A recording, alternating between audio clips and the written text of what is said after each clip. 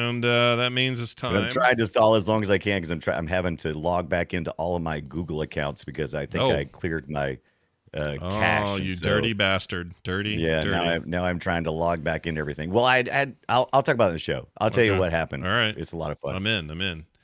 All right, here goes. This is the show, and it starts in 3, 2, 1. Remember that old saying, it's better to give than to receive? Yes! Well, give yourself a thrill with the new Home Alone 2 Super Nintendo video game. Also available for your Game Boy and Nintendo Entertainment System. Oh, great. My Nintendo Entertainment System. That's right. NES for short.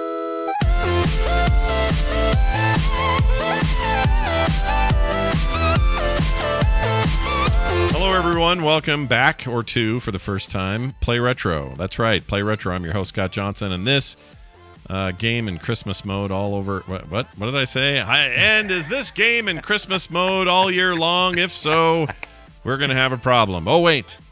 I really like these games. Screw it. I'm Santa forever. Satan forever, Santa forever, War on Christmas, and I'm your other host, Brian Dunaway, and I just stood in line for like 2 hours to have the opportunity to sit on the lap of a 1990s fat era mall Santa and somewhere like that, and he smells like Corn Dog 7 and Orange Julius. I did all that just to ask for a Sega Saturn with a 3D controller, and do you know what he said to me? You have any idea? He said, F off. He said, you'll shoot your eye out, kid. Oh. Anywho. I'm on the naughty list. Can I come over and play with your stuff? Okay. Do you have that Saturn controller, the big fatty with the sticks? No, I want it. I want the 3D controller, especially after this episode that we're doing today, which is we're talking about these Christmas specials. And one of those specials is Christmas Nights into Dreams. And I've never played Nights into Dreams. And we're going to get deep into that later. Yeah. But, man, I may have found a new love. That game's great. I love the Nights into Dreams games. I bought the Christmas one back in the day. I don't know where that disc ended up, but I owned it for a long time, and I had the 3D controller. Did you get it free with a magazine, or did it come with another game, or did you send in shipping money? Okay, so what I think happened is I had Nights into Dreams, and I didn't have the new controller. There was word at Software Etc. If you went in there and bought the new controller, they would give you that holiday season. You would also get a copy of the Christmas game. Which also, I think, just like you said, showed up in game magazines. They were giving it away every way they could. Yeah, which is weird, but whatever. It's like a promo item. And ironically enough, I actually enjoyed the Christmas one better than the main game. At least I remember doing that. But I've got big questions about this one now, which we'll get into shortly. Before we do any of that, I want to tell a brief tale of what happened to my favorite emulation retro gaming device. Uh-oh. Your Steam Deck that you ripped the knob off of? Yeah, I did. Well, it didn't totally come off, but I jammed the knob so hard by it falling off of a surface and then landing or catching on a chair rail or something. We're still trying to figure out what happened. It bonked the right analog stick out to the point that I was either going to have to tear the whole thing apart and do it myself, or break it by forcing it, or contacting Valve to see what they'd do. So I did that. I think I talked to someone about this last week, but I talked to Valve. They said, oh, you have more than 2,000 games on Steam. You're awesome. Why don't we take care of this for you? So they said, here's a prepaid shipping thing. Send it back to us. If we can fix it, we will, and then send you back the device. If we can't, we'll send you a brand new one, same equivalent specs. And I said, well, that sounds great. So that's what I did. It's currently in their hands. I'm waiting for a word back on what's going on with that thing. That's awesome. It bugs me, you though, broke something else. I miss it. I miss it terribly. Oh. So I miss it terribly. So that's not what you broke then? I thought you said no, you that is what I broke. That's what I broke. Oh. So now I'm waiting for the damn thing, and I can't. And my favorite place to play emulation is no longer in my hands. Here's the worst part: when you do it, and then they say send it back for repair, they say remove everything and reset it to factory settings. I hate that. So take everything off with a SD card if you want to, or whatever you're going to do, which I did, and then you got to wipe it.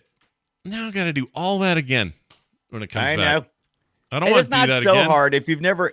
If you have a Steam Deck or don't have a Steam Deck, think about getting one for Christmas. Maybe you're getting one for Christmas. Happy Merry Christmas. Merry Christmas, everyone. Yeah, Merry Christmas. And so it's not too bad, but it is the installer for the Emu deck is not bad, but then you have to go back and you have to install everything. This is the bane of my existence with retroing, because it's just like constantly going, I need to scrape for my image files again. I got to put my ROMs over where they belong. I got to find those BIOS files again that I've totally deleted, and I don't know where the crap I put them at. Crap, I forgot. Now that you say that, that reminds me that I spent a ton of time.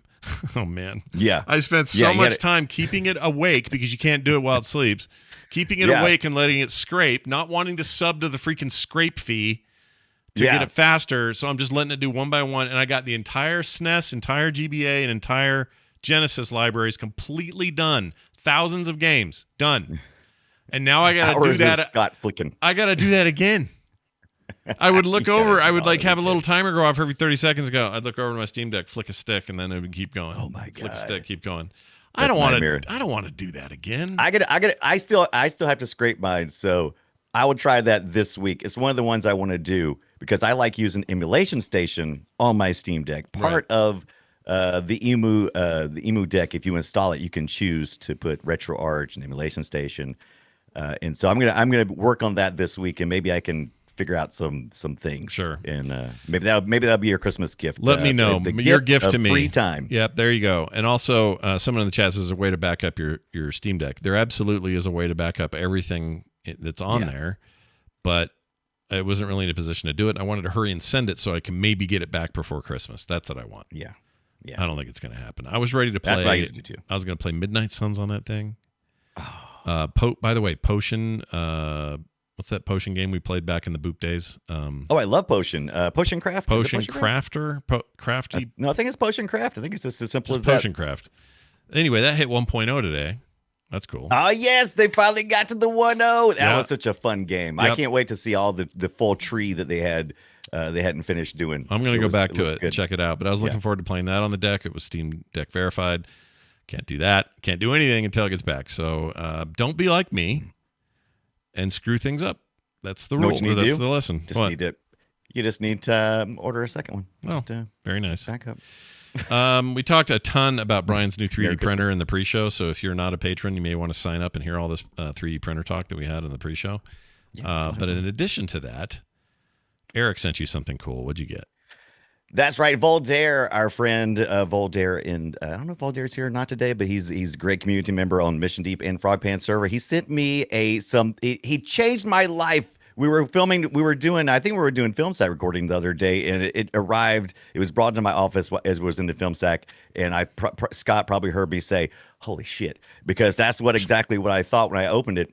I knew Voltaire was sending me a Game Boy player for my GameCube. I've been looking for one of these. Bastard. And exactly, because the GameCube player is not so expensive. They're like about $60. Not too bad, but then to have the Game Boy player disc is anywhere between $100 and $150. Yeah. They're just super rare. So you've got to do some modding first. Voltaire sent me the disc and the player. And so it's solved. And then he stacked on stacks all these crazy Pokemon and all these games that I'm going to play this next year that I've never gotten. I've never played anything more than like Pokemon Go. And so look at all these colors of Pokemon. We got was this a black one? This is just the original trading card game. We got that silver edition, a gold, a couple of gold editions, a red edition. Where did he get all these? He had yellow. them. He just owned them over time. Blue Sapphire, some kind of sparkly thing. But I've never played Pokemon. Some kind of sparkly to any thing. effect. Some kind of sparkly blue one. Yeah. But man. That's awesome. You have better friends on the internet than I do. Nobody sends me cool shit. Well, me and we hang out a good bit on the Discord server. He's a great guy, and so. But this is just a small sample of all the games he sent me. He sent me, and I'll talk about them in short order. But I don't want to But like I said, he just sent me a whole ton of stuff, and sent me some of my favorite things, my favorite pieces of art. Sent me some great pieces of art, and then sent me these as well. You ever mess with these little melted bead things? Yes, they're Shy Guys. You ever mess with these little melted bead things? Yeah, when my kids were little, we would we'd make those all the time. Never made Yeah, Shy Guys though. It's pretty cool. No, me either. I've been wanting to do some of those, and so this has inspired me as well as some artwork he included in that. So him and his significant other were kind enough. She was kind enough to pack all that stuff, and it was great. It was like opening a million Christmas gifts at one time. It was fantastic. That's awesome. Real quick, I'll show you what somebody sent me. I wish it was a box of retro stuff. Nope. It was this cowboy with a hand missing. See this? I got it. No, wait. Is he what? Is he? He's a cowboy with a hand. Is he like a specific cowboy? Nope, just a cowboy made out Did of you get resin or something. You got a so you just got a rando package. A rando package. It was originally made in China and sold for $20 at a Hobby Lobby. It says here on here. Right. And it's just a cowboy. I think his hand may have had a gun, or maybe this hand. No, this hand has a cigarette or a bullet. Sorry, this hand has a bullet. It's got a cigarette. That is amazing. No, it's a bullet. I thought it was a cigarette. But then the other hand had a gun, like a revolver. He's going to put the thing in, and then we have a proper cowboy man. But no, they just sent me a one-armed cowboy man. So and you looked all through the box, right? As you like dug through it. Yeah, there was nothing in there, and there was no name. So I get weird shit in the mail, dude. That is freaking. You know what you need? You need to 3D print that thing. I guess I do. You need me. I'll 3D print you a hand. 3D print a replacement hand. That's not a bad idea, actually. Yeah. Oh, I got one more thing to talk about. It is Christmas time. This is our Christmas special. I hope you're enjoying it. We'll be doing not Christmas stuff after this, but I was hoping we would get this out in time so people didn't have a chance to enjoy it. Sure. I've been watching all my holiday specials, and I was looking to stream Olive the Other Reindeer. Oh, I love that movie. I love that Christmas special. It's so great. good. It's great. It's not streaming anywhere except YouTube, and apparently Fox just doesn't give a crap. It's just some rando on there has posted all of the other reindeer, and actually just a couple of randos. There's a rando there, and there's a rando who included all of the original commercials that ran at the time, which I kind of want to watch. I want to do that because I'm thinking what I'm going to do because I got back into my Emu VR again this past week. I think I'm going to run all of the other reindeer on my headset in my virtual 90s room and just chill out. I think I'm going to do that one day this weekend. I think you should. I think that's great. I think it's going to be amazing. But yeah, I love all the other reindeer. And I've talked to a few people since then. I'm like, hey, you guys find all of the reindeer anywhere on stream? And they're like, what? I never heard of that. Yeah. Yeah, What? no, people that haven't heard of that movie are missing out. I know it's a little bit rare. We had it on DVD or something years ago, and I don't know what happened to it since, but it is one of the most wonderful little things. Yeah, it was a children's book. It looks like 2D, but it was rendered in 3D. It's got Homer Simpson's voice as the bad guy. It's got Drew Barrymore as the lead, Olive, the other reindeer. Yeah. It's got REM music in it. It's got REM in it. I love it. Style is amazing. It's this weird 2D, 3D thing, and it is awesome. Highly recommend what you're. It's based on a book, but it's a little more cheeky in the cartoon form. Yeah. Yes, it's very, very good, and it's Olive, the other reindeer. Olive. Yeah, that's the whole running joke. I'll spoil that part for you. They think they hear Olive, the other reindeer. The dog's name is Olive, and when he says all of the other reindeer, they mishear it, and that's the whole. It's the whole Three's Company joke for the holiday special. Yes, it's exactly correct, and it is what it is, and you just live with it. You groove on it. Okay, you groove on it. That's what you do. Awesome. Well, that's great to hear. I am excited to do a thing to your screen real quick. Hold on. Here's Brian. Oh, what happened? I'm just going to make you a little more festive. Hold on. Oh, make me more festive, man. Don't worry about this. I'm going to go. Oh, look at that. Hold on. I've got lights in my face. Wow. Okay. That's nice. I like that. I feel like I'm at the local Mexican restaurant. Yeah, that's where you want to be. Yeah. And now we have lights, and we look like a proper Christmas special today. I love this. This is fun. Yeah, I like isn't this. It's Where'd very you get the snow from? Don't tell me now. I want to know. I'll show it to you later. I found a really cool source of snow. That's a good one. And it's perfect. It just sort of repeats and looks like dandruff. It's fantastic. It's big chunky flakes. I like that. That's what you want when it snows. Flakes. That's what we got going right now. So I like some chunky snow. All right, let's get into it. It is our game discussion of the week. Let's get into the Christmas games of old. Shall we play a game? Indeed. Let's talk about a couple of games, a handful of games, really. And we're going to start with the one you mentioned earlier. I still think the best Christmas game ever made. I may be wrong about this, but I'm going to call it that. I rated each of these, and I didn't rate them like 1, 2, 3 because these are such different games from different time periods. I just said this one gets rating of the best. Yeah, and it's everything just it's still a lot of fun. The problem with it is what I'm about to play. This is horrendous. Do not let this stop you. I know what you're going to play, and I love this part. It's so charming. Go ahead. Don't let this stop you from playing this game. Remember the era this happened. It's the 90s. Voiceover for games that came from Japan was not good. We don't do what we do today. All right? It's a very different time. You've heard Barry a million times, right? This eats Barry. This eats Barry's butt. Yeah. It's much better. It is better than, well, is it? Anyway, I'm going to play a little bit of it. Before you do that, we'll talk real quick. I got to just get out there. Holidays, Brian's tolerance for crap increases. Does it? So that I can consume the crap that is being fed to me. So I'll always give a grade on a curve when it comes to Christmas. Okay, no, that's good to know. With that in mind, here's this. The city is covered with Christmas decorations, and people are looking for presents for their loved ones. Among them are Elliot and Clarice. They all look rushed. That gentleman, that lady, that old man. Why do they have to walk that fast? So In charming. the crowd, they feel something important is missing. The streets look so beautiful. This is the most cheerful time of the year.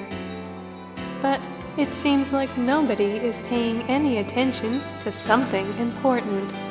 Walking down the street, they find themselves in the middle of Twin Seeds City. What is this nonsense? I love it. I feel like I'm at a Christmas play. I feel like I'm at school. I feel like there's, like I said, I feel like I'm at the middle school play. One of the teachers is up there setting the stage. Mm-hmm. I like it. Yeah, I knew you would. I knew you would. When I first was working on that and getting that audio, I went, you know what? Brian's going to tell me he likes this, and I'm not going to believe him. I'm gonna. Again, if it was something in the middle of July, I'd be like, no, I'm going to need a pro actor here. But there's something about Christmas that makes me go, I like tacky, I like amateur. Yeah. I like all of it. Okay, then you're like my wife, except with her it's those horrible Hallmark crap. She loves that stuff, and it's got the same problem. It's like the same issue, just on a television standard. But anyway, here's what the game actually sounds like, and this is where I think it wins me over.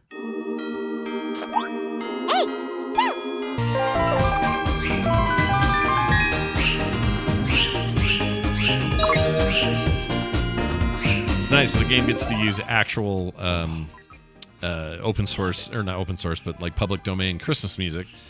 Yeah. And have their own little versions and stuff. If you never played the Knights games, this was Sonic Team.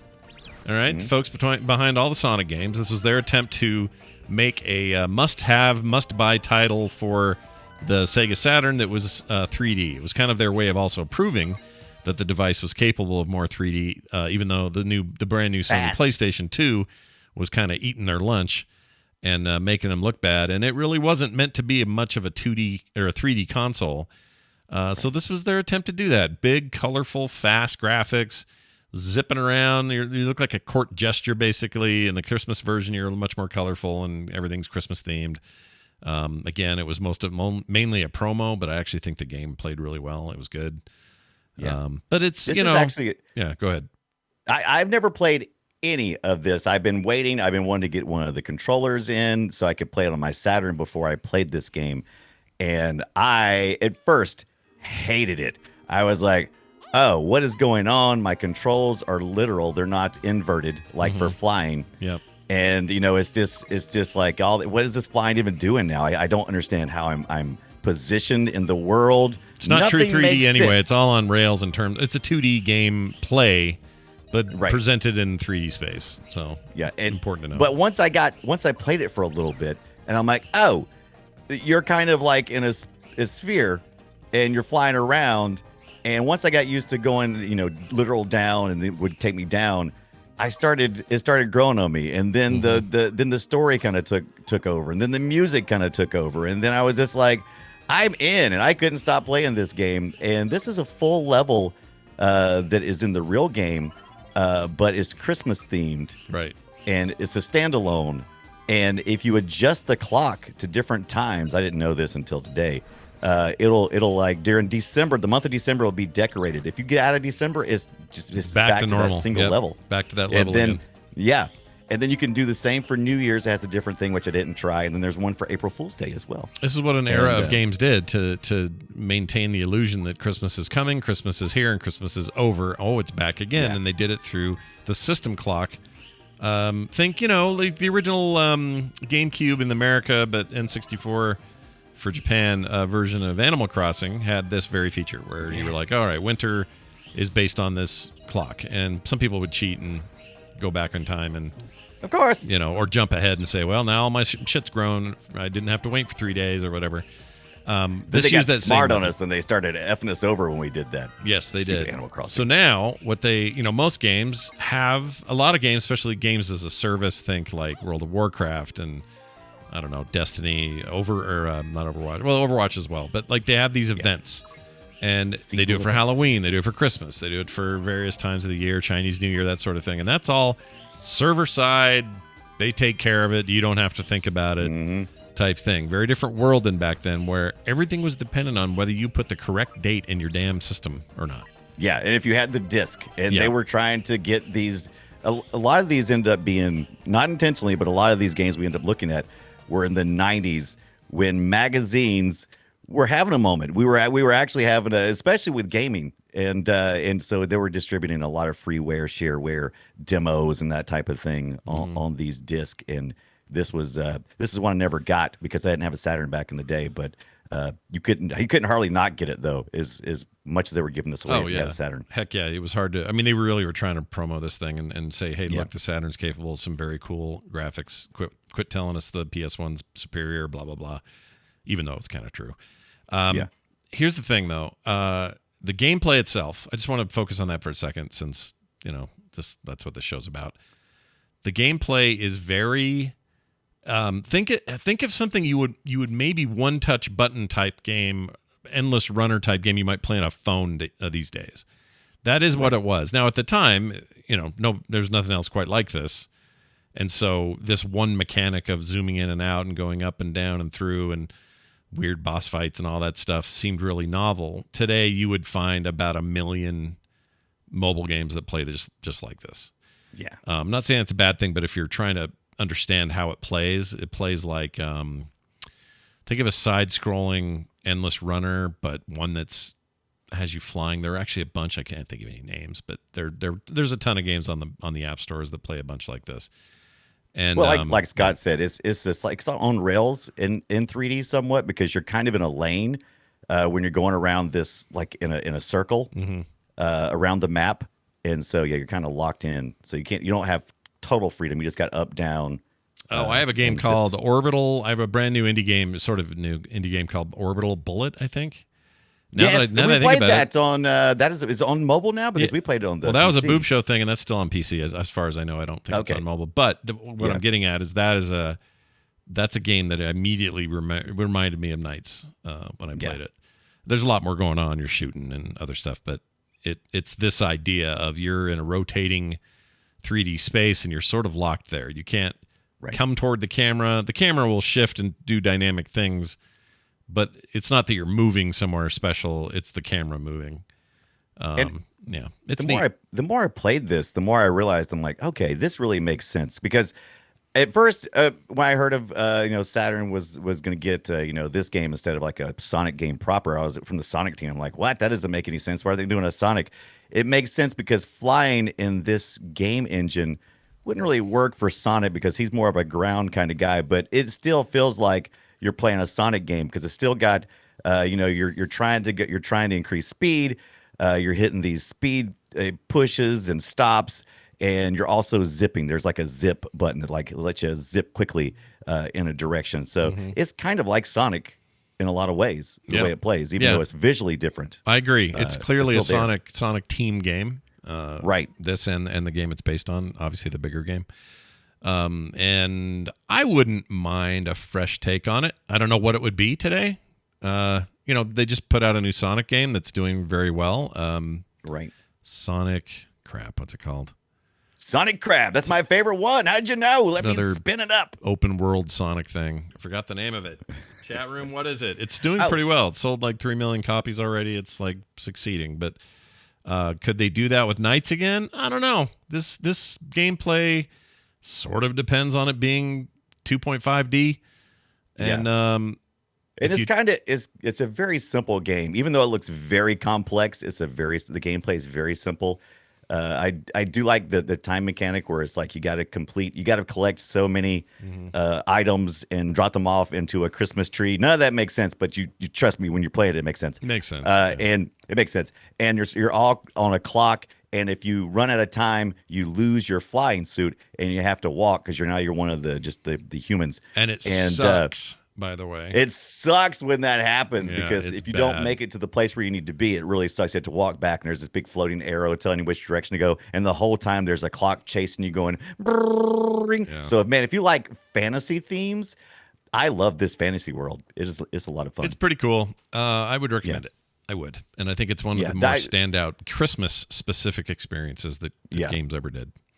I think it was this. If you're planning on playing some Christmas games, emulate this puppy, which is what I did. I did it on RetroArch. I tried to do it I tried to emulate it in Mr. FPGA, but the core is still very alpha. Early on, didn't have any luck there. And then I tried to do it something happened on my Steam Deck and I couldn't do it right. Oh, weird. But then I tried on RetroArch too, and I realized that everything is out of date. And once I've updated that, it worked. Yeah, the updates. That's the thing with that. When you do the RetroArch thing on the Deck EMU or whatever, you got to go in there once in a while and check. Yeah, for how it's on archive.org. Christmas Nights into Dreams. Yeah. Like I said, it was pretty much just given away for free. Yeah, you're going to be pretty solid and easy to find most of these games. Is this one of those you can play on the browser or no? I don't know because they're the software project that is on archive.org does not support a Saturn emulation. They do DOS, Commodore 64. There's a couple of more that are on there that I've played. It's kind of everything but Nintendo up to a point. Yeah, right. And it's also according to once you get into the 16-bit era, I don't think the browser has the support. Yeah. Don't quote me on that, but that sounds right. That sounds right to me. They have some MAME stuff in there as well, or some arcade stuff. Yeah. So. Oh yeah, MAME stuff is huge on there. Pretty good. That was the whole start. All right, let's talk about for a lot of people growing up in the late 80s, early 90s, you had a Christmas movie like none other called Home Alone. And Kevin! It's very popular. John Hughes joint.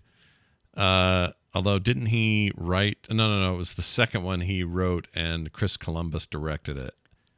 Right. The Explorer. I always get those confused. Yeah, I forget too. Get them confused, but I think sometimes he'll do that. He'll write things like he wrote Christmas Vacation, but somebody else directed it. But then most of the things he would write, he would also direct. John Hughes is a modern genius. Nobody appreciated him nearly as much as we do now. But anyway, Home Alone was a movie that for a lot of people is the Christmas movie for them. And, of course, they made video game adaptations. Let's start with this one with some sound. Here you go. Whoops, wrong one.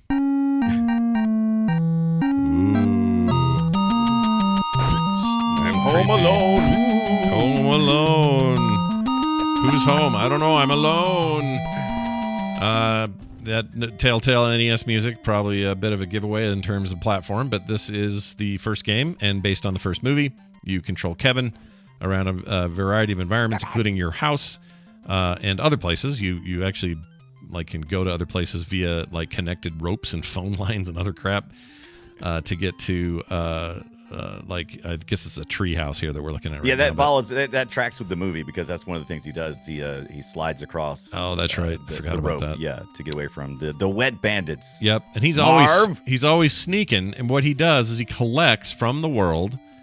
I played a bunch of this for the first time because I didn't play this when it came out. I didn't even know about it, but for the show, I decided to give it a a shot. He's being chased by, I guess, the two guys that are supposed to be Joe Pesci and it's supposed to be Harry and Marv. Yeah, they kind of look like Harry and Marv. He's got blonde hair, so he doesn't quite. His hair is way too blonde, and he's the way he walks though makes me die laughing because the first time I saw this, it looks like he's broke his hip or something. He's only walking, is like his hips stay in place and his legs like go in front of him. It's the weirdest walk, but it makes me laugh. It's a lot. very odd. Now I'm going to show some art from a cutscene in it, where I'm going to say, wait, which That's one? him back in the back. Yeah, Yes, that's him in the guy back. looks like a 14-year-old kid or something. That doesn't it? looks wrong up there. It looks just Yeah. wrong. Down here we got the cop. He's caught them both, and they kind of look like, that's not really Joe Pesci looking though. No, But he's this got looks the like Joe Daniel Pesci Stern. outfit on. This looks like Daniel Stern, sort of. It kind of does. That would probably, they did the best on Daniel Stern. Maybe Yeah. he's the most easily recognizable as a silhouette. I don't know who that cop is though, but he's very angry. He's super pissed. He's throwing the book at these guys. He's the old school 6-button cop too. You know, he's got Oh, yeah. he's got the whole 6 buttons on his shirt. Oh like yeah, English. nobody's dead. Like Officer O'Malley in the 40s is what this Right. is. Anyway, it is kind of a stealth action game, but not really. The stealth part doesn't really play into it. I wish it did, because that was my maybe biggest complaint. You find these things around the house. They're basically trap kits. Yeah. And they look like little box icons, and in them it'll say, oh, this is a thing that'll trap him with this or whatever. And when you lay those down and one of the crooks get behind you, they'll get caught up in the trap. And you're just supposed to keep doing that until... You're in a constant run. You Yeah. never get to stop. You're running between the house, the tree house, and I guess the basement, but you're all at the McAllister's home, and you're trying to evade while dropping off traps. Yeah, and I'm gonna say, I don't think this game's that great. It's okay. I hate it. It's really, really repetitive. It's very like one note. They don't have much else Yeah. to show you, and it's also pretty short. You can beat this thing in, let's see, who did I watch 20 play? minutes because you have to 21 go. minutes. You have to. Yeah, it was 20 minutes because you have to avoid being caught for 20 minutes. So you play it in 20-minute segments, and it's always the same game every time. You just walk in a circle, and they walk faster than you. The crooks walk faster than you. So the only thing you can do is pick up items and slow them down and keep running for 20 minutes. For It's 20 the minutes most straight. So think of it as stress-inducing. like a Vampire Survivors run. Those are all 20 minutes. Yeah. And that's the game. That's the whole, the $28 or whatever you spent on this. the same music. Yeah. You paid about $1 a minute or more. No, about Yeah, it's a $2-3 full a price minute. game, people. This was not like a demo disc that you get from Christmas Nights in the Dreams. This is you went to the store and you shelled out money. This is not coming in a magazine. No, sir. No. You had to intentionally pay for it. Yeah, it's I don't think it's a very good game. It's okay as a look back, but you know. This is a renter. You don't have multiplayer, so that would be kind of disappointing. Usually I would rent games to play with friends and stuff, but yeah, I can't think of how I would play this more than one 20-minute session a year. No. Yeah. I'll never want to pay money for it. I know that. No. Now, So I will- I gave this one the grade of worst. Yeah, it's not great. I would say that it's things get a little better. And that was 91, by the way. So 91. Right. Things got a little better in 91 if you were a Genesis owner. I thought the Genesis game was a little bit better. Yeah. Here's some obvious sound from that because it sounds like nothing else. So here you go. Listen to that Genesis ass music. Feels like Toe Jam and Earl about to show up anytime. This featured a bunch of different kind of gameplay. You're on a sled for a bunch of it. It's just different. Just different than the other game. I thought it would just be an up-resed, because I played the NES one first, then moved to the Genesis game, and I thought it would just be more of that. It's not. This happened a lot with intellectual properties during the early 90s when they would do this. They would give development teams for each of the different systems out there running, and they would give them some certain parameters, and then they were allowed to do any type of gameplay that would be appropriate for the devices on. So it's nothing like the same game other than you're once again trying to run from the wet bandits and you're trying to slow them down and stop them. Yes, And except there's the 20-minute one cycle. one big difference is he ends up in this lab that's got Yeah. nothing to do with anything that was never in the game or in the movie. Sorry. The movie, yeah. Almost nothing was in the movie that's going on here. It's a totally different thing. You've got an overworld section where you're riding in the neighborhood on a sled to get from house to house because the wet bandits are working their way through the neighborhood, stealing and drowning the houses. And so you have to go to each of the houses and prep work traps throughout the house. And then you're trying to slow them down enough so the police get there in 20 minutes. And you can do some shooting and stuff, so you can actually there's a lot more collectibles, a lot more places to go, and a little bit of strategy you can use. So I'm going to give this one a little bit higher rating than that. Definitely first one. better Just than the running NES circles. one. Yeah, 100% better. I don't know. The SNES, Genesis both got Home Alone 2 when that movie came out. I did Yes. not try those games this week. I didn't even look at them. I was like, I think I know what they're doing here. Yeah, I think it's good. I think we've seen kind of what they're gonna do total, Right. and I'm not sure Look what at this else. little arcade room, though. I don't know. I never saw this, but yeah, if you're looking for something that ties in with the movie, you're not going to see it much, other than the game mechanic of you trying to defeat the wet bandits. That's pretty much the whole game mechanic and all these different ports that came out at that time. Now, the one thing I will say, I think this sort of game, had it been made today, would have had more opportunities. There's a game called Party Hard and Party Hard 2. There's two of them. Oh, And they're kind of retro looking. They're new games, but they're indie developed games where it's a bunch of pixel stuff going on, and you've got to do a bunch of stealth things and kill people, assassinate certain targets, hide them, make sure the cops didn't see you do it, put the body in a dumpster. Think Hitman level type stuff, you know? And a game like, or an engine like that, and a gameplay mechanic, a set of mechanics like that, I think would work well for this. Like a top-down thing where these two are after you all the time, and you got to do creative sort of top-down, three-quarter view trickery and traps and stuff to clear levels or whatever. I think there's a game there. yeah. I But think it's they- smart. yeah. I think being chased by something and then having to lay traps, Yeah, that's a real good, simple game mechanic to build a game around. I agree. You probably find that somewhere on eBay. Good luck. Yeah, good luck. It's okay. It's a fine game. It's fine. It's okayest. All right, now the one I've never played. Me either. Not until this past week, and a couple people recommended it or had seen it, and I was like, okay, we'll check this out. Definitely curious about this. Let me play a little audio for you folks.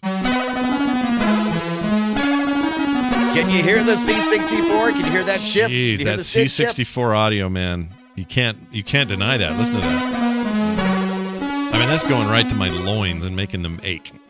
Yeah. It's hot. Good Lord. Anyway, that's about all the sound it has, in fact. The game itself does not have much in terms of audio presentation, which is unfortunate for an audio show. But this is a side-scrolling thing called the Official Father Christmas from C6 on the C64 from 1989.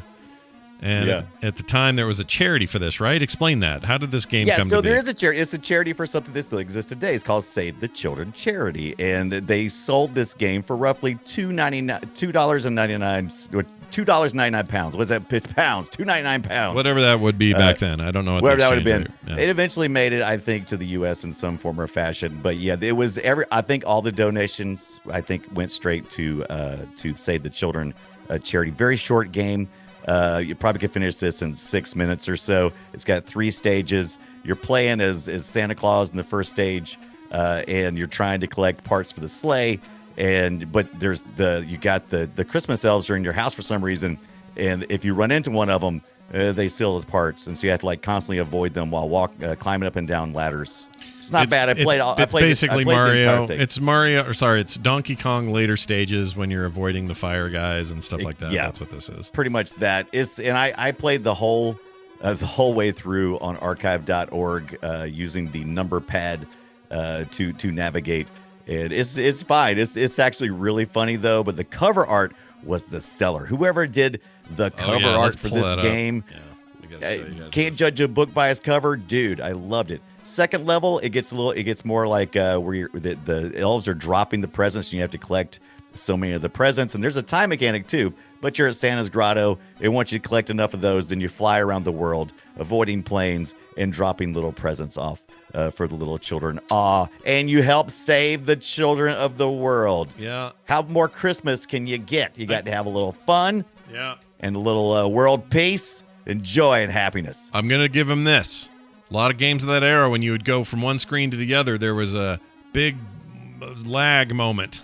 Yeah, none. This game has none of that. It is like bam, bam, bam. Move from one scene to the other. Don't have to like wait for it to redraw or any of that. Just lickety fast. And that was a big deal. Do you have that picture? Of I'm looking. I the couldn't cover find art? it. Oh, wait a second. Let me see. I don't think Let it's me- in that I'll link take- you gave me. I sent you Discord. Might be a few messages back. Let me see. I'll re-up Oh, it here. let's see. Okay, yeah, you're Oh right. yeah, there it is. There it is. I'll find it. There it is. Okay. Yeah, you see it? Yeah, it's amazing. Oh, it's amazing. It is freaking- amazing. It's like the best pixel art I've ever seen This in my black life. and white one And, is crazy. All right, there it the is. black is so creepy. If I had seen this, there's no way. I'd be like, the children are just gonna have to die. Official Father Christmas is what it's called from 1989. He looks like he's written about to go by- slaughter a family of 4, doesn't he? He really does. He's got like these weird baggy eye things going on, and then his top teeth are hanging down out of his mouth like. Yeah, it's just the most. I love it. it's kind of great. It's just the best. It's kind of great. It's the best. Uh, But I give that one the shortest and the weirdest award for our Christmas special. It was short, weird, and awesome too. Yeah, kind of great. I didn't play it at all, but I did watch a full video of somebody, and I thought it looked better than it had any right to look. I don't know. Hard to explain. It totally gave me that vibe of surfing the internet in like the early 90s. Mid 90s, where everything was MIDI Christmas music. That's the thing you would do on your little website. You have little animated, GIFs, and you'd have MIDI music that would auto load that people hated. Yep. And you just have blinking text. It was just absolute, just audio horrible. that I plays love in a browser without your permission was one of Yeah. the worst eras in the history of browsers. And you were sitting there because the internet used to be super quiet. Yep. It was never And then, any bam, noise. ah! And you'd hear And some then you MIDI hit a music site. or some, porn girl moaning or whatever. Yeah, it sucked. You guys don't know how good we have it now with muted tabs and just the general idea I that think people we don't still do get that. somewhat of the feeling when if your browser does not support YouTube not instantly playing a video when you open a new tab. Yeah, That's annoying. Yeah. Mine doesn't do that, but yeah. that's true. There's stuff like that, but boy, we're in a better place than we used to be with Yeah, that. a lot better. I can mute tabs now though. Oh, of So course. that's a good thing. Now listen to this and see if it's familiar to you at all. Hail to the king, baby. What are you waiting for? Christmas? Ah, All right, get it? It's a Christmas reference. I get it. This is Duke Nukem, if it wasn't obvious. And Duke Nukem made a Christmas game called Nuclear Winter. Nuclear Winter. Came out in 1997. It was a free downloadable expansion to Duke Nukem Forever. No, not Duke Nukem Forever. Sorry, just Duke Nukem. Duke It's got Nukem Forever came strippers out and years- Christmas trees. Yep, strippers, Christmas trees, weirdos, stuff to kill. It's Duke Nukem. So if you're wondering what that is, it's just him shooting stuff with. There's some Christmas trees and lights. Yeah. It's decorated Duke Nukem, just like you would do. You change your packs, you throw some costumes on stuff, and they didn't have any new humor because they didn't get the voice actor to come back to do this, so they just kind of used what they had. Yep. And it's exactly what you would think it is. I think the story is it was Santa Claus has been captured and brainwashed by the aliens that Duke previously defeated. To make matters worse, the aliens are now supported by an enemy force calling themselves the Feminist Elven Militia. So Yeah. Duke Nukem. Yeah, So Duke Duke Nukem. Nukem's got trapped in North Pole. Yeah. North Poi. Yeah. North Pole. Yeah. Everybody wants to go to the North Poi. North Pole. It's just Duke Nukem with Christmas shit. It almost reminded me of like a mod for Doom. Exactly what it Or reminded someone me just of. made a Christmas mod for the game. So log into your into your bulletin boards and find the freeware that is this Duke Nukem. Yeah, and it's fine. If you like Duke Nukem back then this is fine. It's just Yeah, you're not gonna get the Christmas you're not gonna get the Christmas willies or the Christmas worms or fuzzies, right? No. I mean, at this era, this was not the game I played. I was not a Duke Nukem fan. I was more Yeah. still playing Doom and playing Doom mods until Quake, really. Right. And making my own maps and doing all that stuff. So I never even really went near this game. And I never loved the kind of like, hey, baby, I'm here to rub my wiener in front of you or whatever he does. It just isn't my thing. So, but it might be yours. So if it is, if you're into it, go for it. Yeah. If you're sick of Christmas, but you're subconsciously still need a little Christmas left. Duke Nukem, it's the bloodiest of the awards that I'm giving this week. So yeah. Oh, that's it. Yeah, the Bloody Award. I think that's fine. Yeah, it's the bloody awards. It's all bloody. It's bloody awful. How about that? All right, here's a game series I actually really liked. This comes from a similar era. If you remember a certain, I can't think of his name. If you remember the name Cliff Bleszinski, There you go. Yep. You might remember his origins when he and another dude made this game.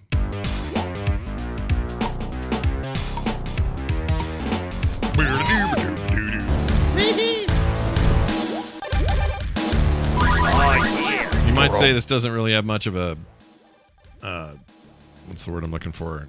Christmas vibe. Christmas vibe, but the game itself does. And this was Cliff and the Andre, what's his name? Can't remember his name. Oh, it just flashed up. I missed it. Anyway, it's Jazz Jackrabbit, and they made a Christmassy version of the game. Epic Holiday Mega Hair. Games. Back when Epic was Epic Mega Games? Still Epic Mega Games, yeah. So this would have been like early pre-Unreal era. This is and it's around the time that the guys over at id were making games like, I guess they were Apogee at the time. I forget how this all went down, but they were over there making Duke Nukem side scroller. Oh, that was 3D Realms. They were doing that. What were they making? They had another thing like this, where a dude ran and you shot shit, and it was like a platformer. Yeah. What was that called? What's wrong with me? Yeah, it's just a side-scrolling platformer, Jazz Jackrabbit with some 90s attitude, green... Commander rabbit, but Keen, this that's time what it skin. was. This was the Commander Keen era. Sorry, yes. Oh, yeah, Commander Keen era. That's a good point. Yeah. That's it. Thank you, chat. But yeah, Jazz Jackrabbit is that. Well, okay, let's be honest. Jazz Jackrabbit is trying to sort of be Sonic the Hedgehog. Okay? He totally is. It's fine. And it's fine. It's fine. It's fine. You be what you want to be, you know? Yeah. Everybody was iterating on everybody. Hell, I'm making a card game right now that iterates on like 10 different card games. All right? It's what you do. You improve, you take the thing and you run with it. But in specific, they had the bouncing things, the springs. You went really fast through tunnels, lots of loops and high speed, whatever. And a pretty good game, you know? I think the fact that they didn't use Christmas music, I think that this still feels like just an independent level of Jazz Jackrabbit. I feel like you could probably play this any time of year, just like you can watch Die Hard any time of year, because it's not laced in Christmas. It's just got like, it's got some Christmas imagery in it. Oh, and this part right here has Christmas music. Here, listen to this. Not that part. Yeah, that's my favorite. It's pretty cool, right? That's my favorite Christmas jingle. Is it? Sweet. Everybody Everybody else in the house is Christmas, listening to everybody. they're listening to like some old ass 40s thing, and Brian's like, "No, turn it on to Jazz Jackrabbit's one-off Christmas game." Ga-gung, gung, boof. Ga-gung, gung, Can you boof. feel it? That's great. Anyway, it's a fun game. I'm going to put this one up high on the list because I like Jazz Jackrabbit. Yeah, quite a bit. I liked it pretty good. I gave it the 90th, the award for the 90th, and I like the 90s. So it's that's a 90s as compliment. hell. Oh yeah, for sure. Yeah. It was also on this is the other thing. It was on the PC, and the PC had precious little platformers that were good. Yeah. So I played this in DOSBox a little bit, and I'll just tell you that I played a lot of DOSBox Christmas games this past week, and I gotta get a better setup for DOSBox, man. Yeah, not liking was the setup. What's wrong with the way you're doing it? Do you think? Well, I just got to get a consistent setup because I had, when we played Alone in the Dark a while back for a previous episode, I really configured the crap out of DOSBox and I made it perfect. But I've forgotten how much time I'd spent doing that. And then when I played Jazz Jackrabbit and the one we're about to talk about, it was not configured right for that at all. Yeah. And so I had to go digging through config files, and it was a rough ride. It was a rough ride. Chat reminds us Cliffy B was only 19 when he made this game. He was a that young is crazy protege. You could tell. Yeah. He went on to, don't forget, man, Gears of War, Unreal Tournament, other shit. The other shit. Is shit a that he's very, done. very successful, dude in the industry. Did real well for himself. Yeah. And, but Jazz Jackrabbit's not bad. It's Holiday Hair, 1994. Yeah, it's good stuff. Now, here's a game I always hated. I'm going to admit it now. Not a fan. I think it's an important series. I think it led to other things, but boy, howdy, did I hate it. Fascinating. Here you go. Enjoy.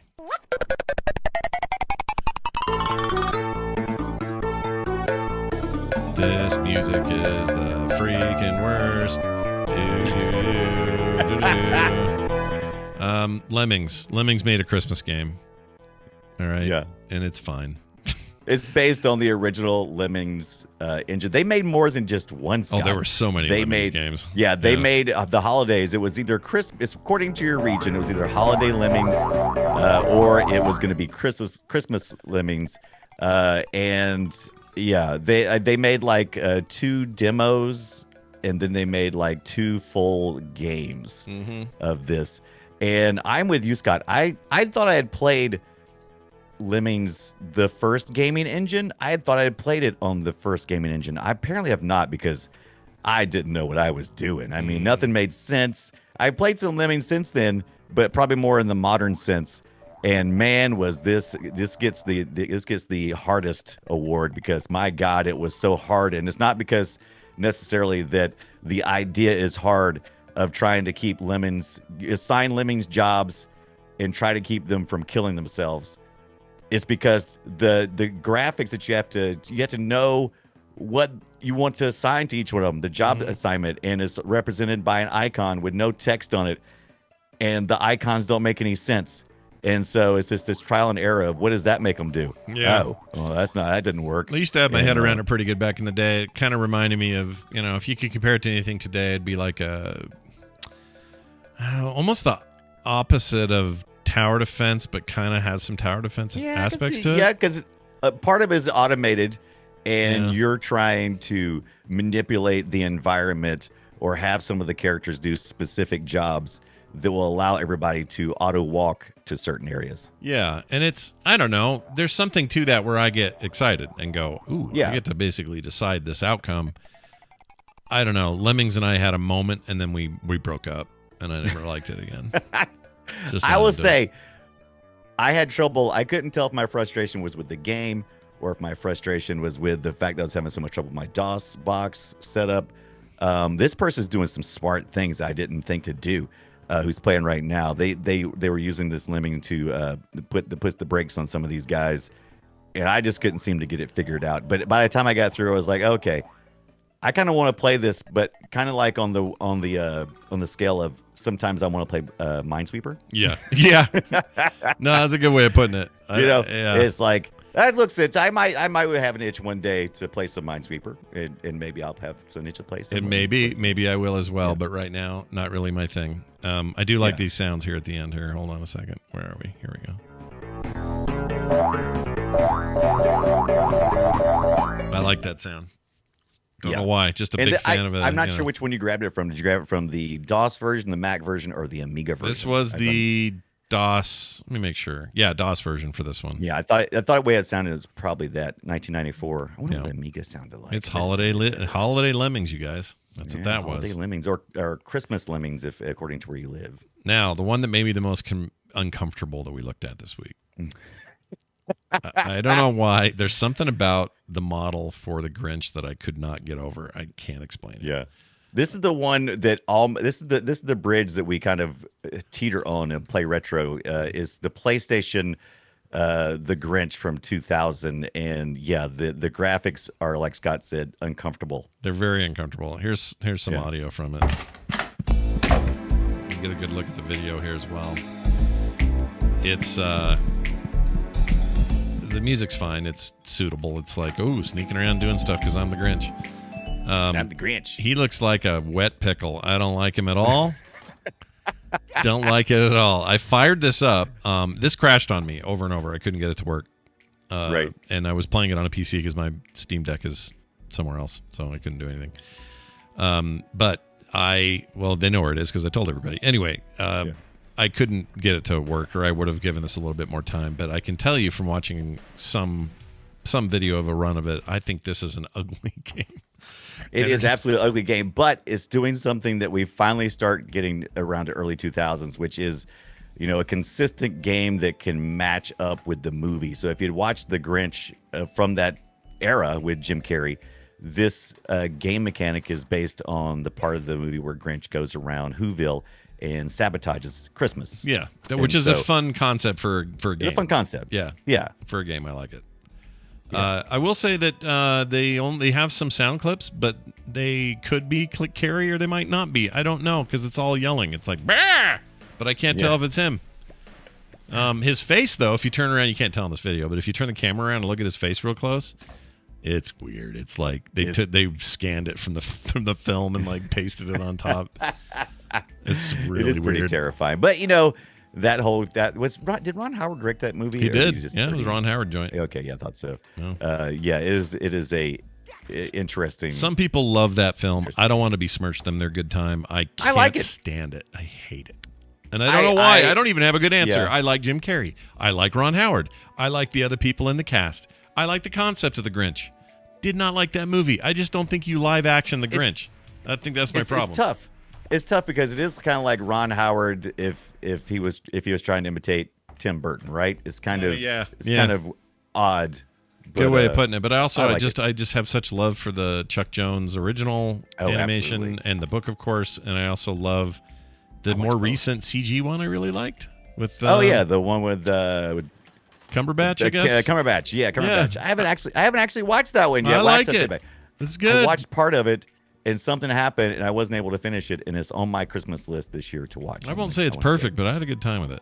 That's the Illumination one, right? That's I think Sony Illumination. Yeah. I think so. They're the same people that are making the Mario movie. Did that? Yeah, and the Minions and all that stuff. It's okay. Again, I wouldn't seek it out necessarily, but it's out there. Yeah, I put this as the most forgotten because I only saw this on a couple of people's Christmas list of games from Christmas when I was looking at. I looked at about 4 or 5 different articles. By the way, thank you so much to the community who sent me several different articles, and I found out a whole bunch of Christmas games I had no idea about. And if you want to, if we're gonna, of course, we'll have. You've heard what we've done so far today, but if you go to, I think it's myabandonware.com. And you look for, I believe, let me take a look. Where's my little list at here? It's like, I think they have themes. And if you look for, search for, I got it here. Here it is. I'll look it up here. So go to myabandonware.com and go to the search and look up the theme for Christmas. And you will find a lot of these games. These games typically they're abandoned, right? Because they're not really for making money. They're for, stunts, essentially, for the most part. So right. You'll find a lot of those there. Most, like DOS, Amiga, a lot of those games that we talked about. I think there's a danger. The reason that these are special one-offs or oftentimes just mods added to existing games. The Knights is a good example. Duke Nukem's a good example. Is because just market conditions are not going to support a game that is 100% Christmas themed for how long it takes to develop a game then or now, and to put that out there into the world and say, here's the game, and you're going to want to play it all year. I just don't think it fits, So it's hard to do. That's why I think the fact that these exist at all is kind of miraculous and kind of cool. Yeah.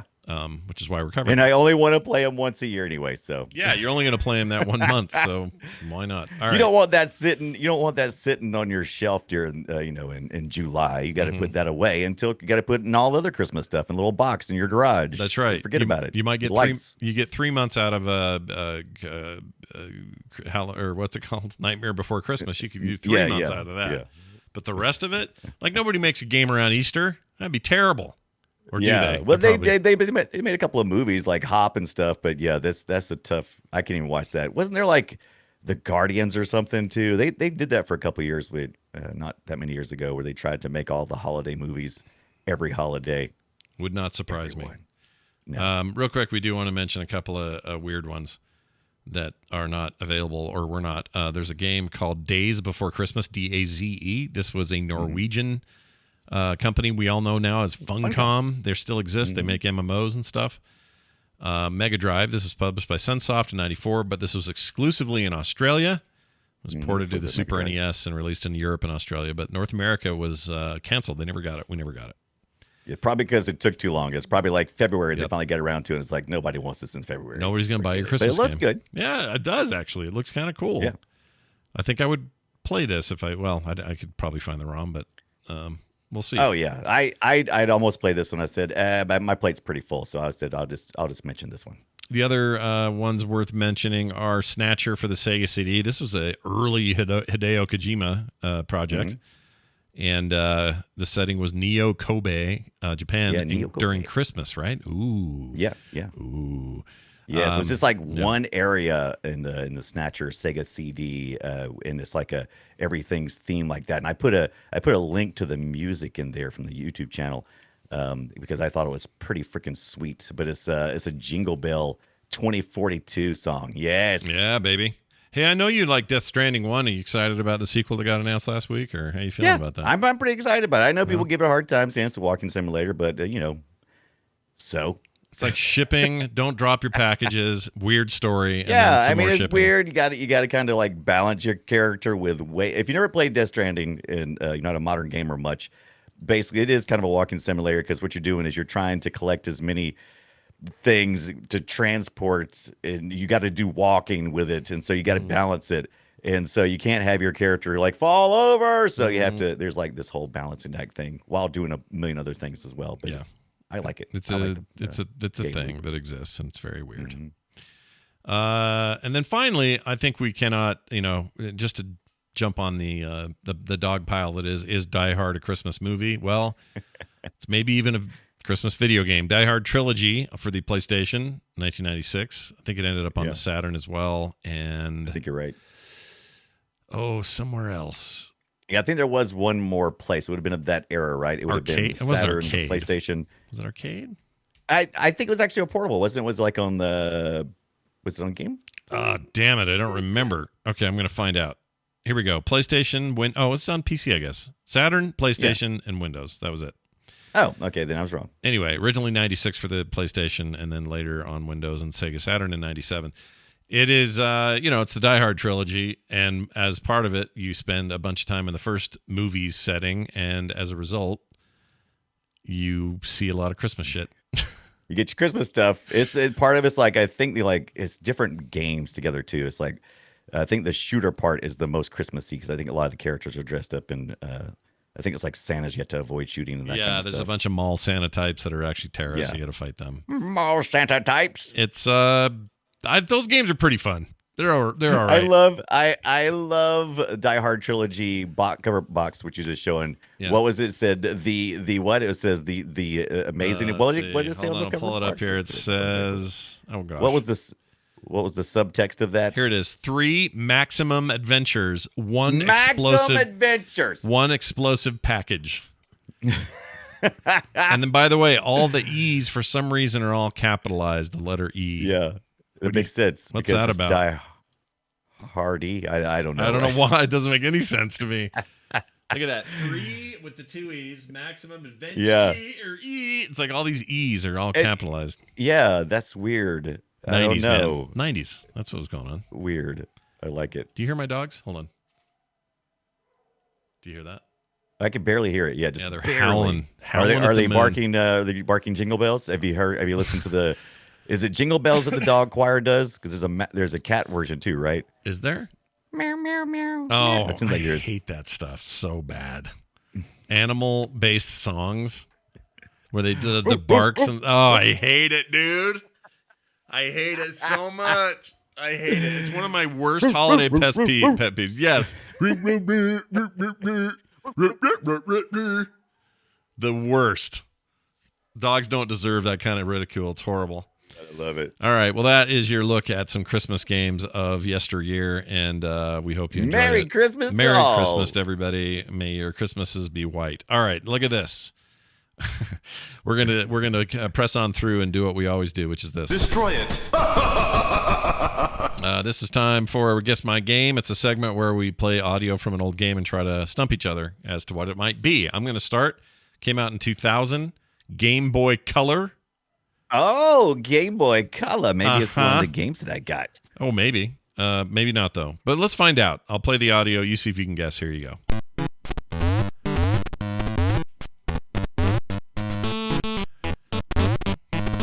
Oh, wait. I know that song, but the other part's trashing it, whatever it is. I know that's the problem with it is there's like the sound effects are also music sounds, and so it sounds really weird. Like that bird is also the bird when he does stuff. Well, there's a hint. There's a guy doing stuff. There's a hint. Platformer. Guy doing stuff. Platformer with some verticality. That's your other hint. Verticality platforming. Hard Hat Harry? Nope. I'll give you another hint. That's vertical, and he's doing stuff. You're not wrong. I'll give you another hint. It's a Nintendo IP. It's a Nintendo IP. Is Mario doing something? I'll give you one last hint. He's one of my favorite ancillary Mario characters, Nintendo characters. Oh, so this has got to be Wario World Land. What is it? Damn it! I'm gonna have to give it to you. That's pretty good. Wario Land 3 is the 3. There you go. The game, and I like Wario Land games. Yeah, that's a good one. The fourth one for the SNES GBA I think is my favorite. Those were always portable games. They never put them on. We're gonna consoles. we're gonna tackle the Wario series at some point. We just got to talk about all things Wario. I love him. Agreed. Because you know what he'd say? I'm gonna win. That's what he'd say. But we're not gonna talk about Waluigi. No, Screw that guy. He sucks. He's a dick. All right. Screw. Moving on, Brian. I'm going to play yours. I'm going to call that a win for you. So I got my work cut out for me. I'll here. take my win. All right. What do you got? What's my setup here? What's my deal? The year is 1990, and we're on the NES, Nintendo Entertainment Center, just like we heard at our system. Excuse me, just like we heard at the top of the show. Center. That'd be the NEC, and then that's a whole NEC. different. I brand. know NES. That'd be the TurboGrafx. All right, here we go. I'm going to play it. Let's see what we get. Jeez.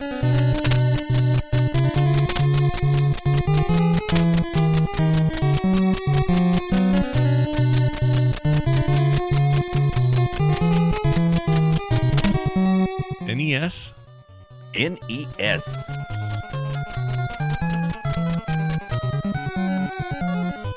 I want to say it also made it to the Commodore 64, TurboGrafx 16, and the DOS. Give me another hint. Give me like a... Let's see. What if I told you the designer was Tony Van? Probably wouldn't mean anything to you, right? Tony Van? Yeah. How about it was developed by Pack-In Video? Pack-In Video? Yeah. That definitely doesn't help me. How about it's a shooter?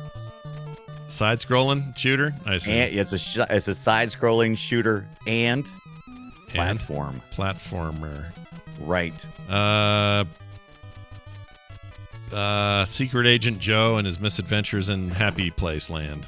I don't know. What if I told you part of it was, what if I told you it occurred during Christmas? Oh. Oh, really? Yeah. Damn it. During Christmas? Yeah. What if I told you it took place at a certain tower?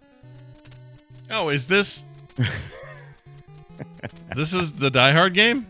This is the Die Hard game on the NES. An NES Die Hard game? Well, shit. Yeah.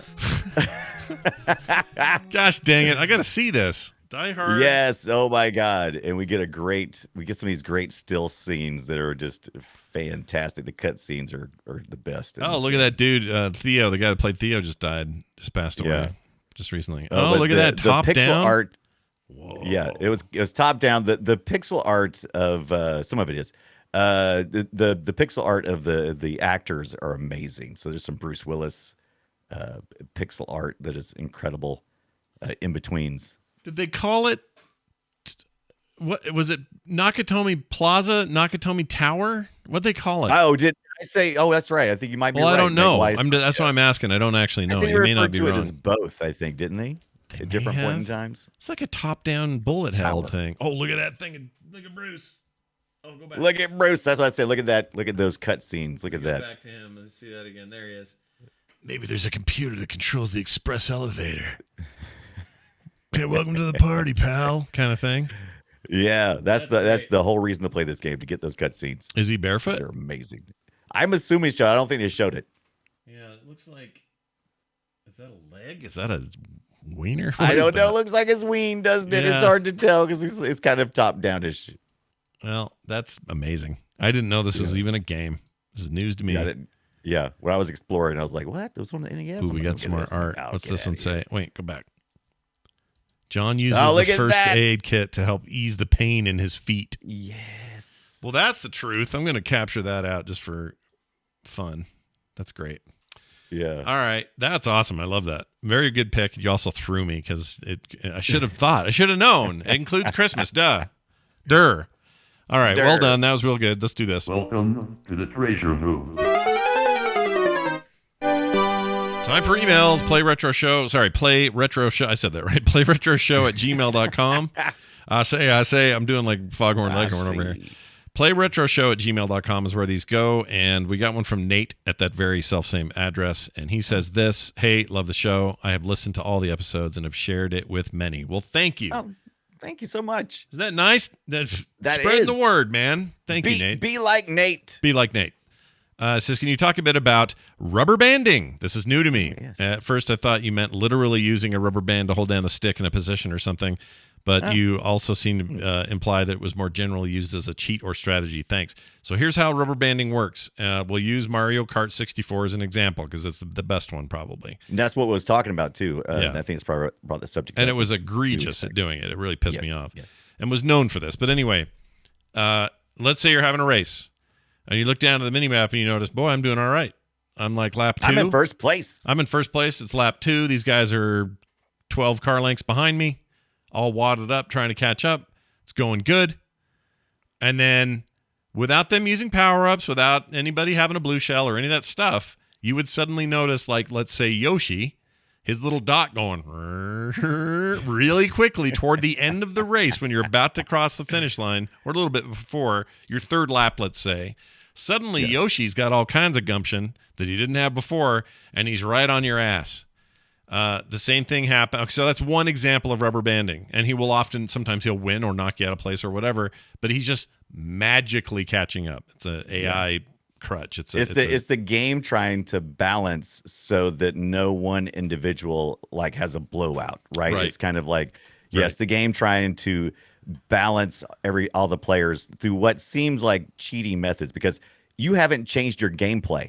Yeah. So that's what frustrates to the gamer. The gamer has not changed their gameplay, yet their position is suddenly challenged. Yeah, except freaking Yoshi suddenly on steroids and can do whatever he wants. So F that guy. And conversely, if you fall behind, you will suddenly find that you're picking up all the right pickups. Yeah. And the game is the shell game. It seems like you're always winning.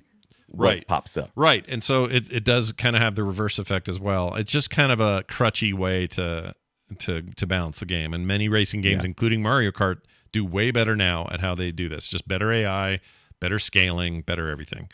Early basketball sports games. Yes, sports games like I was going to mention that. NBA Jam, horrible example of this, or egregious example of this because they did it for quarters, and a lot of arcade games did this.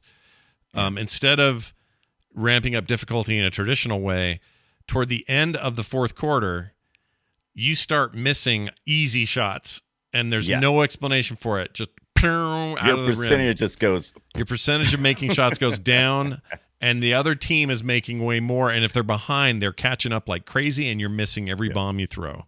So it's that. Now, sometimes it's a reason to get more quarters, or in the case of Mario Kart, it's just not great AI. Yeah.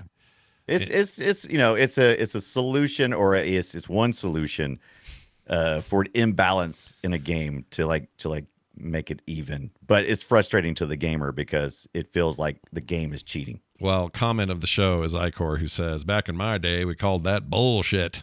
That's bullshit. That's exactly what we would say. We would throw the controller down. That's bullshit. We would. I'd do it today. I went 3 laps in first place. Yeah. And now Yoshi, who is last, is right on my butt. Yeah, he's going pew, pew, pew, pew, and he's up there. Screw that guy. Anyway, thanks for the email, Nate. Hopefully that helps clarify that. We also got a text that came to us at 801-471-0462. This is from Condor Felt. Oh, Condor, Felty Condor. It's a weird name. I mean, no offense. It's just odd. He says, hello, Scott and Brian. I love retro games, but there are times I go back to old stuff and end up having a bad time. How much of your love of retro gaming is about the nostalgia we feel about them when we were there? Condor. I think that happens a lot. There are cases where it doesn't happen, and I'm amazed how well something held up, and I get really hooked on it and play it, or things I missed and I really get into now. But there are games. I'll give you an example. I felt this really acutely when I played the 7-Up spot games. What was it called? Spot. Was this spot? Cool spot. Remember that? Cool spot. God, Yes. Kim, yummy. Sorry, my wife brought me food. Oh, is it Cool Spot? I'm so excited. Bring some Cool 7-Up? Spot, yes. And Cool Spot was a game that I loved when it was out and played the hell out of it and thought, this is so cool. And then it came out in that form, or I played it recently for the show, and I went, I don't want to play this. It's bad. It's bad. Yeah. Like, it's not. We've gotten better at these. It's not as fun as I thought it was. So I think it's kind of like this. This is how I always look at retro games and retro anything. If you eat McDonald's every day, you may find affinity towards the nuggets, and you'll be like, oh, these nuggets are great. Yeah. But then if you stop eating McDonald's for a couple of years and you eat somewhere else, it's much better. And then you're like, oh, you know what? I miss those McDonald's nuggets. They were fantastic. And you go back and eat them, they're going to taste like crap. Yeah. Now, if you start eating McDonald's again, which is basically what I've done, I've started playing way more retro games. And the more you eat the McDonald's retro game meal, the more you start going, oh, yeah, this is what I appreciated about this game. Well, So- there's one that I'm actually afraid of, and we haven't covered it yet. And I think we're gonna probably at one point we'll do an Earthworm Jim retrospective. Yes, and When we do, I'm nervous, dude. I'm nervous. I played Earthworm Jim like a year ago when we first started talking about doing Play Retro. That was one of the first ones I thought of. That and Toe Jam and Earl. Yeah. And I played both those games, and I was like, oh, I don't think so. I know, don't right? know. I mean, But- I love them. But then I played a month ago after eating at McDonald's for a year, and I'm like, I kind of like this. Yeah, no. See, that's the kinda other thing. like It depends on your gaming trajectory. If you're like super into Right. AAA titles of the modern era, you may find that nothing will work for you the way it used to because you're now in the new place, enjoying what new stuff there is. But if you get in that retro mindset, Yeah. I think there's gold to be dug around there. But nostalgia is usually the thing. That's usually the siren's call that get us to go play, because it's like that song you haven't heard in forever, and it comes on, just brings back all the memories and everything else. That's how those games are too. And when you try to revisit it, it's difficult, and unless you spend a good bit of time. Yeah. You have to like re-immerse yourself into it. I agree. That's how I find joy in it. I agree. Condor, I hope that helps answer your question, and I hope you find old games that you like. I will say this for Nintendo. Their older games, especially like the Zeldas and the Marios and whatever, stuff holds up like nothing it else. does. It's perfect they- today as it was then. So And the reason why is because Nintendo always used mature ideas. And I don't mean like mature as in, hey, you've got your humor is very mature. I mean, they used mature technology, mature gaming mechanics. Right. They did things that they knew already worked, and they weren't trying to push the edge, unlike some of the Christmas games we talked about today, like that weird Grinchy game. Ugh. It was trying to push the edge. And so anytime you're out there, you're the not gonna wet sound pickle goes to Whoville's, what they should have called that. Wet hairy pickle. I don't like it. Wet Harry Pickle. All right. Well done. That's great. And please keep those texts coming. 801-471-0462. You can text us anytime there, and we'll be happy to read them on the show. You can also keep emailing us at playretroshow@gmail.com. Our next big coverage next week will be, I can't believe we're finally doing this, Gauntlet 1 and 2. Yes, and I'm going to try to play those ports too, but we're focused on Gauntlet 1 and 2, and I can't wait. I'm pretty excited. Oh, I'm so excited about that. I love the Gauntlet series. My favorite game series of all time is Diablo, but it doesn't exist without Gauntlet. Like, Gauntlet started so much for dungeon crawlers and game space and stuff. Freaking love it. That's also one of the games when I go back to Gauntlet 1 I don't enjoy very much. I try. Yeah. But Brian needs Gauntlet badly. badly. You're a Valkyrie now. Anyway, we'll do that next week. Gauntlet 1 and 2. So prepare themselves for that. In the meantime, I want to thank a brand new person who just showed up at the party here today. On our Patreon at patreon.com/playretro. It's Nick O. We'll assume it's Offerman, the great actor Nick Offerman has joined us. And Nick O, it's welcome to the party. It's good to have you here. You are going to benefit in great ways, including no commercials ever, monthly benefits, and pre-show content every week, and more. So go check it out at patreon.com/play. And you Patreon Retro. supporters are going to get some more exclusive content coming near the end of this month. I'll have a couple of days off from my day job, and so I've got a lot of things to mess with. I'm excited. Can't wait to hear it. I am too. So huge thanks to him and everybody who supports us over there. Really appreciate it. PlayRetroShow@gmail.com once again is that email address. And don't forget, you can find us on Twitter at PlayRetroShow. You can also find us on the web, frogpants.com/playretro. And leave us reviews when you are on your various podcast directory type things. Always helps us get discovered, and tell your friends also. That'd be nice. That's going to do it for us. Be like Nate. Yeah, be like Nate, everybody. Be like Nate. Go play something retro, and we'll see you next time.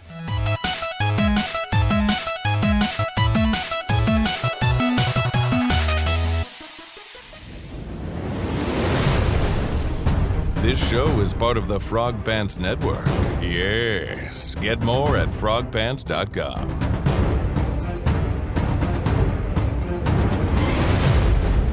Why do they have to walk that fast? I don't know.